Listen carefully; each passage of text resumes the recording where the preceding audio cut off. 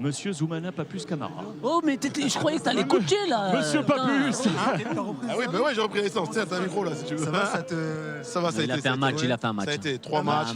3 matchs, 80 minutes, 90 minutes. Titulaire, tu m'aurais pris dans ton équipe, c'est sûr. Les amis, le plus gros transfert du Paris Saint-Germain de l'été 2007.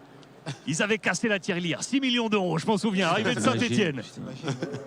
Aujourd'hui, c'est. Le temps a changé. Hein. Aujourd'hui, Le temps, c'est pas faux. le temps a changé, non? Pour attirer les jardiniers, peut-être. Tu te souviens de ça déjà? Comment ça s'était passé? Je me souviens. Rappelle-nous cet été. T'es à Saint-Étienne et Paris, avec Paul Le Guen, alors coach, décide de venir te chercher pour la défense centrale du PSG.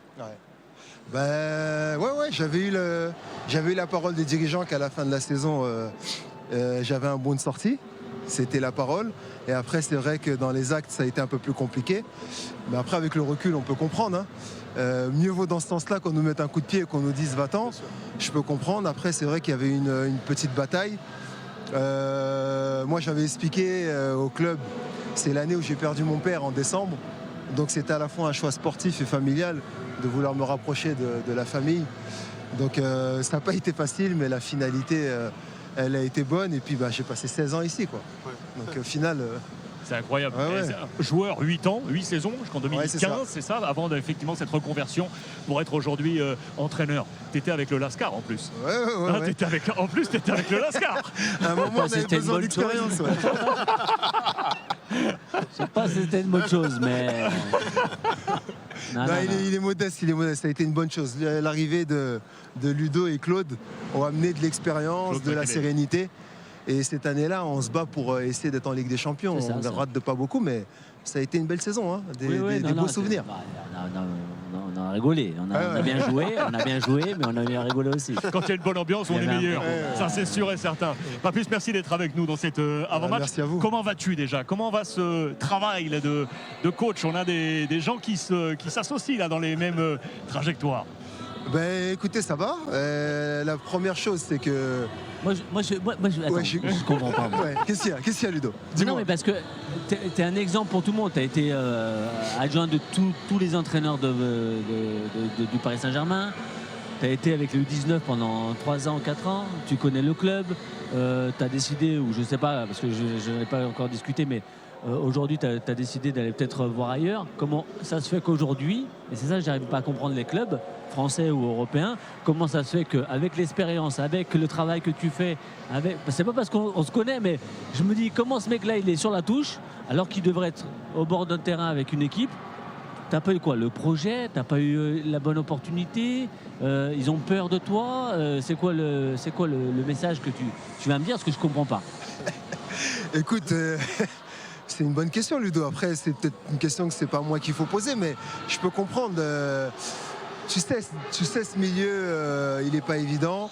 Donner les clés d'une institution à une personne, ça rassure de les donner à quelqu'un qu'on a vu et qui a un passif et qui a une expérience.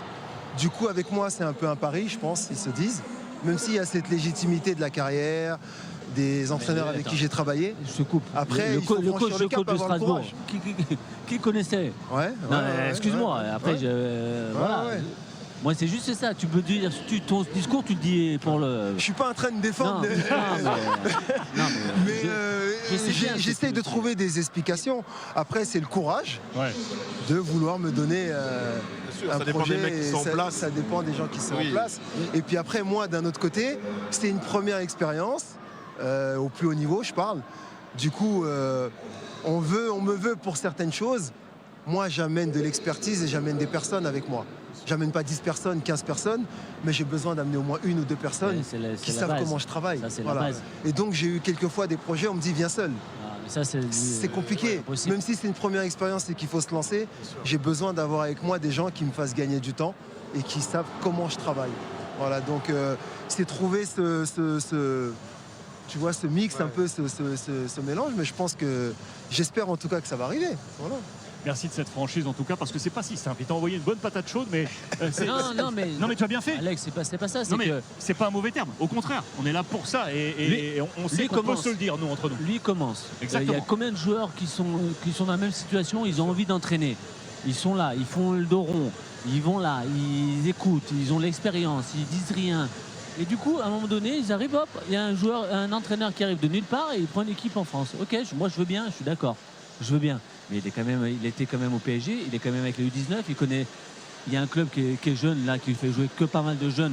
Je pense qu'il est dans le même discours, qu'il connaît un peu comment il fonctionne.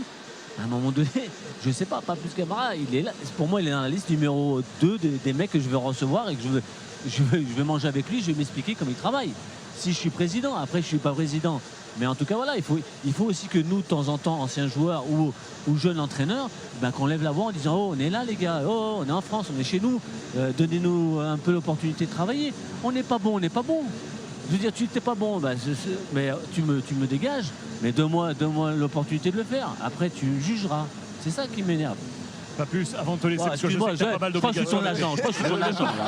Oh, si demain t'as pas de téléphone qui sonne. Il y a deux options, ou tu fais l'agent ou tu fais président. Tu le prends comme coach. Le président, oh. Ouais. Bon, là, Ça va mettre du temps. ouais, ça met du temps. Mais on ne sait jamais dans la vie. Pas plus, dernière question et dernier regard porté. Il y a 3 semaines, tu nous avais offert ce regard sur la jeunesse du Paris Saint-Germain que tu as eu sous tes ordres avec les Aguet, Mayoulou et Mbaye. On était ici même pour t'entendre.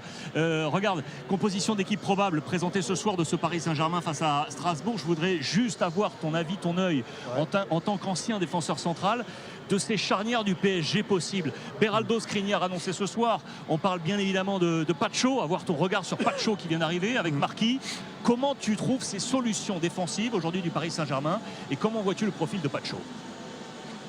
Pacho, c'est pas le défenseur le plus tape à l'œil. Joueur le plus utilisé par Luis Enrique. Mais en tout cas, c'est un joueur solide.